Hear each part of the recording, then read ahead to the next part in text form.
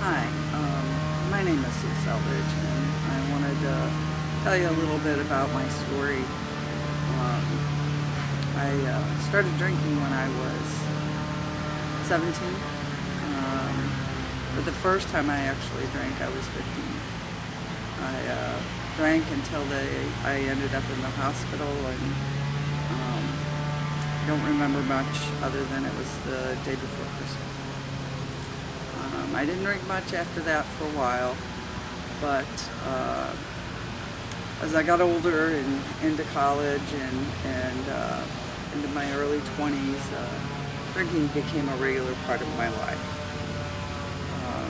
I turned 21 and you have a celebratory drink, and then you're in college, you drink, and then there was the social drinking out at the clubs, and at that time it was still under control, as they would say, you might say, but as I got to be about 40 years old, alcohol became an all-inclusive obsession for me. It was a physical dependency and an emotional crutch. It controlled my every thought for nearly 8 years, almost 9 years. And I drank heavily, and it affected every person in my life, my friends, to my family, to my son, to my relationships. I drank to have happiness. I drank because I was sad.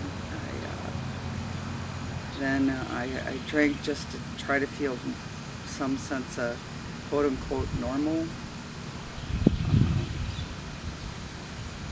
It had a hold of me, and there wasn't anything.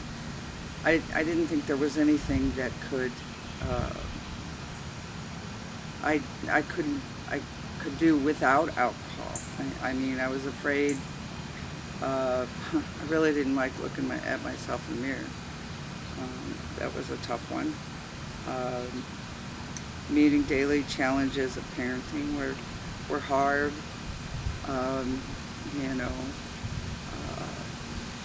Getting rejected by my friends became hard. Yet I didn't want to be around them because I was drinking beyond what would be normal. And it came to drinking not to be sick, drinking to get up, drinking to go to sleep, drinking before work, drinking after work, drinking in the middle of the night so I could go back to sleep. Towards the end of my drinking, I drank. I drank with my sister Annie, and she died in April of 2014. She died of cancer of the esophagus with complications from alcoholism. She drank as much as I did, and I was right behind her. She had been sick for several years with the cancer and the drinking too much and hiding alcohol, and so after her passing, I really wanted to find a way to get sober, but I still didn't know how to get sober. So I kept drinking, and then the doctor told me after they took my pancreas out at the third hospitalization in the year 2014 that next time you come in here you might die. So I had to really make an effort to seek out a solution to my alcoholic drinking, and that wasn't easy. It took me some 6 or 8 weeks before I could admit to myself I couldn't do it by myself.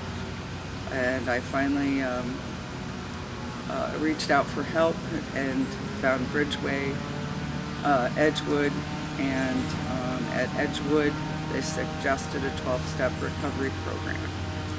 I spent 4 weeks at Edgewood on a daily basis, and then I spent significant amount of time going to Alcoholics Anonymous meetings here in St. Louis. Wonderful program. I highly recommend it. If I hadn't had that opportunity, it was several blocks from my house. I had meetings every day, and it was a support system and a group of people in my life that completely understood what I was going through, and they helped me every step of the way. The 12